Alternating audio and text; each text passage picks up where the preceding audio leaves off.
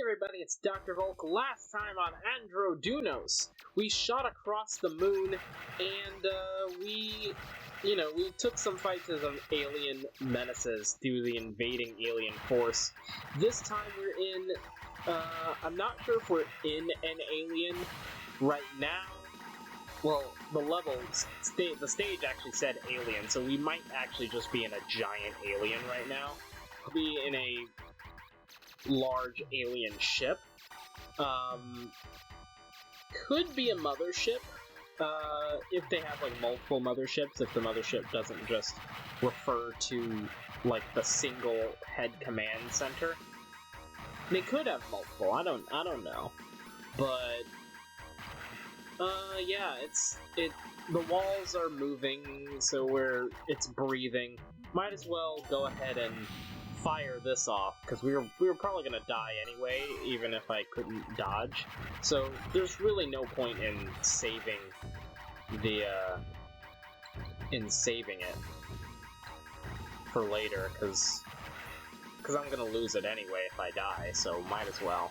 But yeah, I don't know what it is with alien movies and always wanting, like, breathing ships. Like, why? Like, I get it, it's kind of unsettling, it's, like, really gross to see everything moving around, but, like, why? What's the purpose? Why is this so popular in alien movies? What would be the, benefit to having an organic ship as opposed to an inorganic ship? Like, I guess maybe, like, the organic ship, has, maybe it's, like, more durable? I don't know. As you can probably tell, the reverse weapon is actually pretty useful here, or it can be if you don't suck like I do.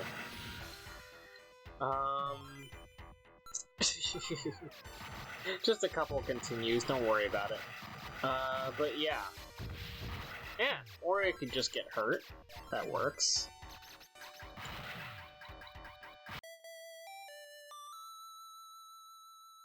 From everywhere, from all sides. Oh, I can't do that. Well, guess we're just gonna have to stay dead, I suppose. It's retreating, but I'm gonna fire this off because I want them to die. We're fighting off against some chickens. It kind of feels like we're like, we're like a virus invading this home here. Invading this alien's body. And these are just the antibodies, and they're doing a really good job. Alright, so now we've come up to the third boss, which is like some egg thing. I think this is like the brain of the organism that we've been fighting this whole time. But yeah, this boss so far is pretty easy to handle, so it's gonna try shooting its arms at you, and you just kind of want to just gently move out of the way. Just move a little bit out of the way right before they try to hit you. And so yeah, But now once its head pops off, this is going to start shooting things at you, and it's going to make it a lot more icky to try to do anything.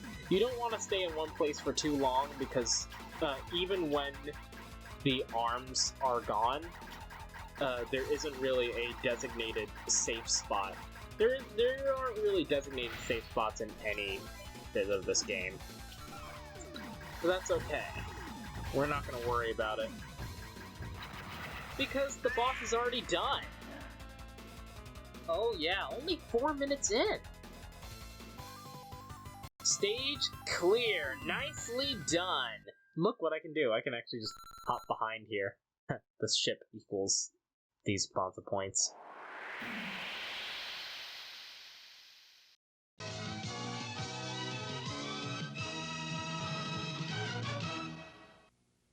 Alright, let's head on to the next, which is Caven. See, it's not a cave, it's not a cavern, it's Caven. You see, it's Caven the Hunter here. I love translation errors in these games. They're so funny. Caven, all your base belong to us. It's just incredible. What I want to do is I want to go ahead and murder these guys. I love the spread weapon. Did I ever tell you how much I love the spread weapon? Well, I love the spread weapon. I loved it in Contra, and Super Contra anyway, because I've never played the regular Contra. And I love it in this game too. It's pretty much my go-to weapon for anything, unless something's behind me, then I'll switch to the reverse weapon. But, you know, it's... Uh-oh. Woo! Let's get on in here. Sorry about that Windows noise, if you heard it. Frickin' Windows notification? Shut up. Can't you see I'm trying to, do a recording here? Alright. Uh-oh. And now this guy, we've got a little mini-boss here. It's best to mostly just stay in the middle of the attacks here. Let's just go ahead and fire this off here. Oh, look, we got a 1-up. That's pretty rare. Like, ow! A lot of good that 1-up did me. But yeah, get 1-ups in this game, apparently, which is pretty wild. If you manage to survive this long in the game without needing to use an extra life, and you got this 1-up, you've truly earned it. Because shoot-em-ups do not play around, okay? I don't know how people do it. And which is why I'm really happy that this game has... Because this is the 𝐏𝐥𝐲, you practically have infinite lives. Because you just have to insert coin, quote-unquote. And even though this is emulated, like... On the original 𝐏𝐥𝐲 console, surely there wasn't an actual coin slot. Because it was a home console, keep in mind, so why would there be a coin slot? I guess you could just, like, open up the coin slot and just reinsert the coin over and over again. But, I don't know. Like, what would even be the purpose? And I missed that window, just barely. And now we're at the fourth boss. It's this tank thing. And what you mostly want to do is you want to keep your distance. Just like the last boss, this has 2 phases, but they're much different. You want to stay away from the flamethrower, obviously. Just try to stay in this corner until it comes close to you and the flamethrower aims downwards. Like that, because you just want to get out of the way there. And don't get hit by the goobers, by those machines like an idiot. And now we're on to the second phase, where instead of staying far away, you actually want to get up real close. You really want to get up close here and not die.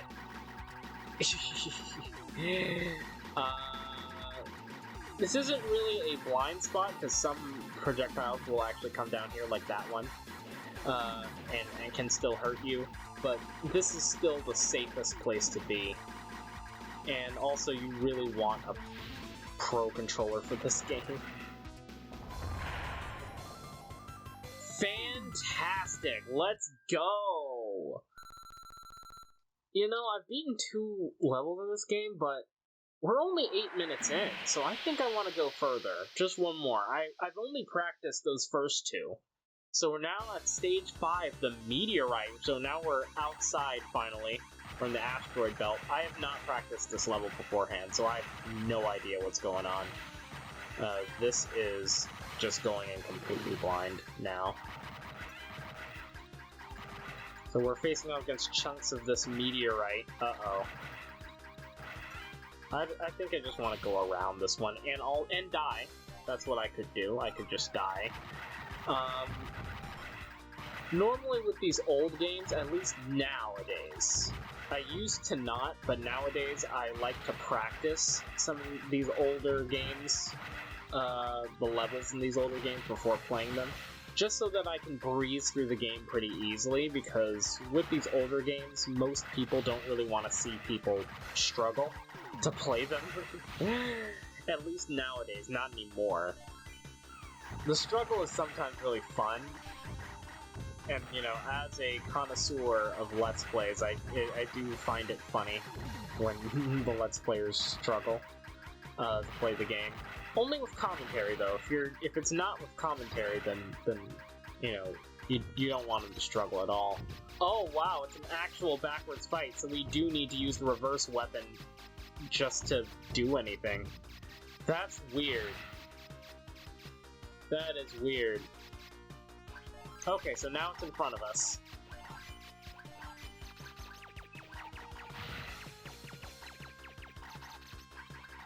There we go, now we can actually fight it the way I want to.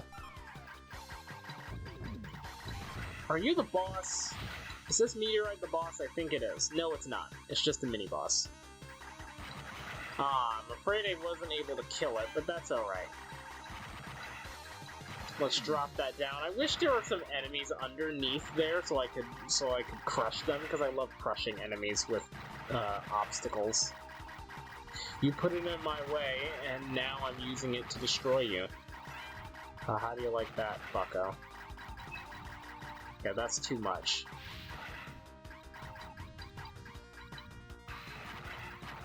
Uh-oh, so many meteorites.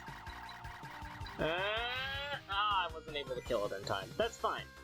That's perfectly fine. Which actually brings me to another point that I wanted to make. I just love that modern games, like nowadays, all have infinite continues. Like you'll never really see too much of a game over screen in nowadays, because or like even a life counter. Like even if you do see a life counter, it doesn't really matter because it only matters for that session. In these games back then, you know, game over meant game over, and using a continue was like the worst thing you could do. Not only because of, oh, this is definitely the boss. What is going on? Can I live long enough to use my laser? Yes, I can. This is wild. I am not a fan of that attack.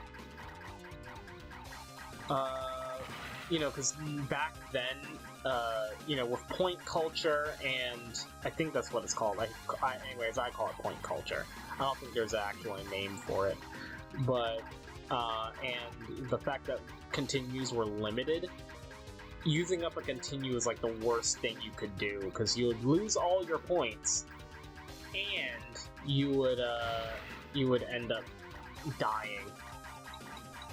I mean, well, of course you'd die in order to use up the continue, but you would have to start the entire game over. But nowadays, you don't have to do that. That's like a thing of the past at this point. This is actually a pretty easy pattern to get down. Why did I get killed so many times? Because I wasn't paying attention. But yeah. You just really have to get in close. Don't get shot by the lasers. Or you could get shot by the lasers. This part is actually the easier part of that.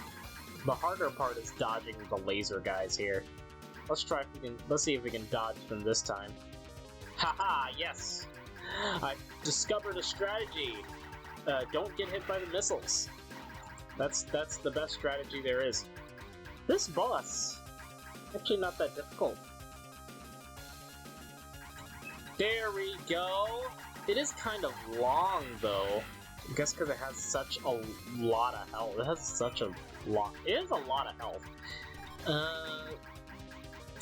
With newer games, you can just keep playing forever with no consequences. And, well, maybe not no consequences. Like, especially if it's like a Dark Souls game or whatever, they'll always have consequences, but, you know, you don't have to start the whole game over as a result of those consequences, which is real nice. I love it. And there it goes! The major meteorite is gone! Ooh, and look at this planet in the background. That's so cool. Anyway, let's go bust some more aliens next time on Dr. Volk!